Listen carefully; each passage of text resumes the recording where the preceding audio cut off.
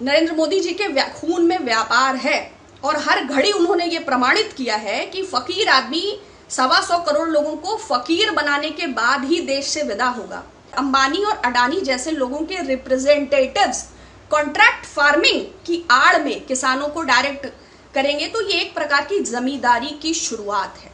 उत्तर प्रदेश में 900 रुपए से 2100 रुपए के बीच में थर्मामीटर खरीद रही है कोरोना किट के नाम पर। सोचिए जो थर्मामीटर इस रेट में खरीद रहे हैं वो वेंटिलेटर का क्या करेंगे।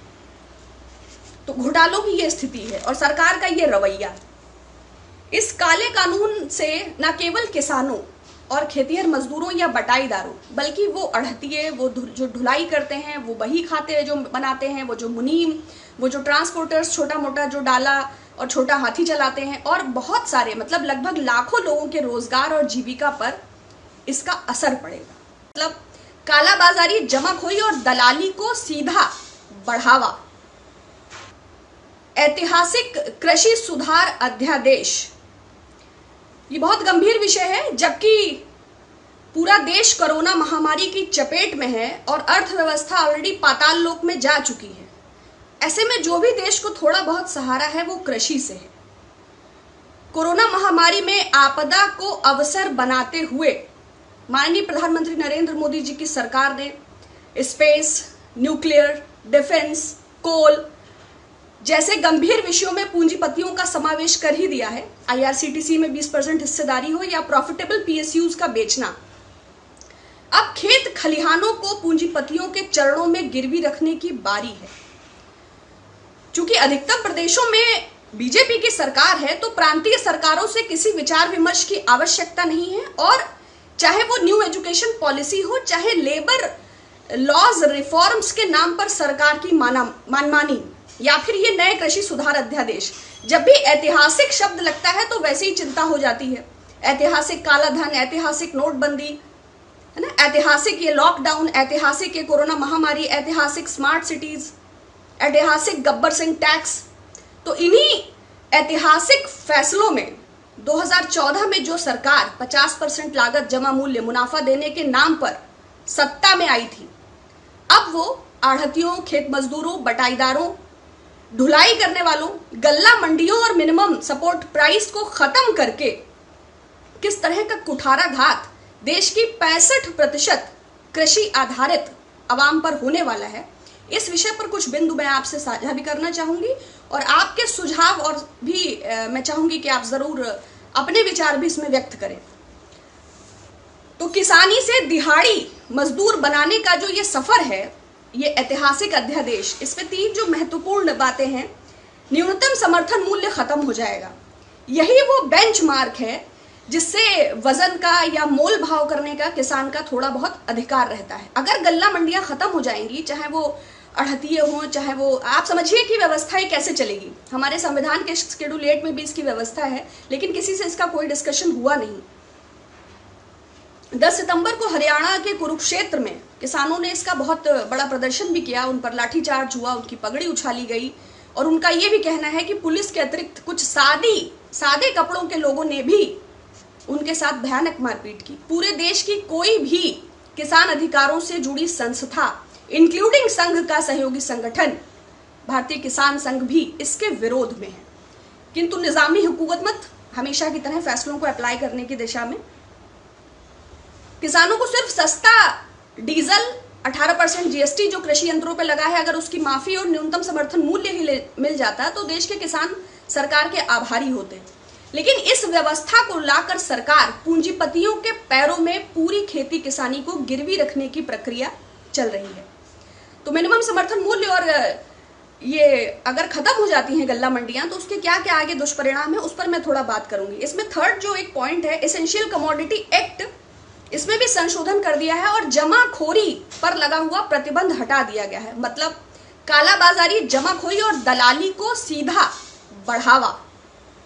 अगर ये आप इसका एक उदाहरण बिहार का भी है, वहां गल्ला मंडियां पहले ही खत्म की जा चुकी हैं। किसानों से औने पौने में बिचौलिए फल सब्जियां खरीदते हैं और आसपास के राज्यों में जहां एमएसपी की व्यवस्था है वहां जाकर बेचते हैं। सरकार का ये भी कहना है कि अब अपना किसान अपना डायरेक्ट कहीं भी बेच सकता है। आप बताइए, एक एग्रीकल्चरल सेंसस भी था कि 85% लोग लगभग 5 एकड़ के किसान होते हैं, जिसमें औसत मिल्कियत 3 से 5 एकड़ होती है। क्या बिहार का किसान पंजाब बेचने जाएगा, या पंजाब का किसान चेन्नई बेचने जाएगा, या चेन्नई का किसान बंबई बेचने जाएगा? प्रैक्टिकली ये कितना एप्लीकेबल है, आप बताइए। दूसरा, इसमें जो ये पूर्व निर्धारित ये सही कीमत, सही वजन, सही मूल्य, तो ये जो मोल भाव की ताकत है, ये जो निगोशिएशन है, जो वो अपने समकक्ष अपने सराउंडिंग में कर लेते हैं, ये प्रोसेस फिनिश हो जाएगा। तीसरा, इस काले कानून से न केवल किसानों और खेतिहर मजदूरों या बटाईदारों, बल्कि वो अड़हतिये, वो जो ढुलाई करते हैं, वो बही खाते जो बनाते हैं, वो जो मुनीम, वो जो ट्रांसपोर्टर्स, छोटा मोटा जो डाला और छोटा हाथी चलाते हैं, और बहुत सारे मतलब लगभग लाखों लोगों के रोजगार और जीविका पर इसका असर पड़ेगा। एक शब्दों में आप कह सकते हैं कि वो बेरोजगार हो जाएंगे। जैसे अभी पिछले मन की बात में मोदी जी ने खिलौने दिखाए थे, देसी खिलौनों की इंडस्ट्री की भी बात की थी, मगर उन्हीं के संसदीय क्षेत्र बनारस में लकड़ी के खिलौने बनाने वाले कारीगर फाका कशी करने के लिए मजबूर हैं। ये गांव कनेक्शन की बड़ी करुणाजनक रिपोर्ट है, पढ़िएगा। इसके माध्यम से खेती के खात्मे का ये पूरा प्लान है, और इसमें सबसे जो इम्पोर्टेंट चीज है, हाँ, प्रांतीय सरकारों को इससे बहुत नुकसान होगा, क्योंकि इसमें किसान जो बेचते हैं, इसके अलावा एक मार्केट फीस होती है और एक ग्रामीण विकास फंड की भी व्यवस्था होती है, जिससे राज्य सरकारों को आय होती है। अगर हम उदाहरण लें पंजाब का, और अभी गेहूं की जो खरीद की गई उन्होंने लेटेस्ट, उसमें 27,45,000 करोड़ मीट्रिक टन गेहूं खरीदा गया, जिसमें 736 करोड़ रुपए मार्केट फीस पंजाब गवर्नमेंट को मिली, और लगभग इतना ही 736 करोड़ के आसपास ग्रामीण विकास फंड आया। इस फंड से उस आसपास उस एरिया का विकास किया जाता है, और ये कोई छोटी रकम नहीं है, और इसी रकम पर मोदी जी की नजर भी है। 613 करोड़ आढ़ती और जो सहयोगी, जो कमीशन इत्यादि से जो धन जनरेट होता है, और ये किसान नहीं देते हैं। ये जैसे फूड कॉर्पोरेशन ऑफ इंडिया है, या FCI के अलावा जो और भी एजेंसीज खरीद करती हैं, वो इसका भुगतान करती हैं। तो इसी अतिरिक्त आय लगभग पूरे देश से 1 लाख करोड़ रुपए को डायरेक्ट अपने से जोड़ने के लिए, देखिए राज्य सरकारें फंड के संकट से किस तरह जूझ रही हैं, ये हम सबको ज्ञात है। यही बहुत बड़ी समस्या रही कि कोरोना से देश निपट नहीं पाए। उत्तर प्रदेश में 900 रुपए से 2100 रुपए के बीच में थर्मामीटर खरीद रही है कोरोना किट के नाम पर। सोचिए, जो थर्मामीटर इस रेट में खरीद रहे हैं, वो वेंटिलेटर का क्या करेंगे? तो घोटालों की ये स्थिति है, और सरकार का ये रवैया। अब अगर FCI के द्वारा खरीद नहीं होती है, और इन एजेंसीज के स्थान पर अंबानी और अडानी जैसे लोगों के रिप्रेजेंटेटिव्स कॉन्ट्रैक्ट फार्मिंग की आड़ में किसानों को डायरेक्ट करेंगे, तो ये एक प्रकार की जमींदारी की शुरुआत है। और 3 से 5 एकड़ वाला वो किसान, और इससे इनका वजूद खत्म हो जाएगा, चाहे वो कॉटन कॉर्पोरेशन हो, है ना, चाहे वो फ्लोरिकल्चर हो, सब्जी फल के विक्रेता हो, चाहे वो फ्रूट कॉर्पोरेशन हो, क्योंकि अब तो वो डायरेक्टली पूंजीपतियों के माध्यम से चलने लग जाएगा। और कॉन्ट्रैक्ट फार्मिंग नेगोशिएशन में अगर उस संबंध, वो अपने ही खेत में मजदूर हो जाएंगे। यदि कोई कानूनी विवाद होता है, तो उस पेचीदगी की स्थिति में जो इसका लीगल इंटरप्रिटेशन होगा, उसमें उस कंपनी का रिप्रेजेंटेटिव और उस किसान, इसमें डिप्टी कमिश्नर और SDM लेवल के अधिकारी, तो क्या होगा? अफसरशाही में वो फंस जाएगा। आप समझते हैं कि वो इससे निपट सकता है? वो किसान वो फल उगाएगा या ये सब करेगा? और इतने बड़े लोगों के, चाहे वो अडानी विल्मर हो, चाहे वो अंबानीज हो, चाहे वो और जो भी बड़े लोग होंगे, ऑब्वियस सी बात है कि ऑफिसर्स पर उनका इन्फ्लुएंस होगा।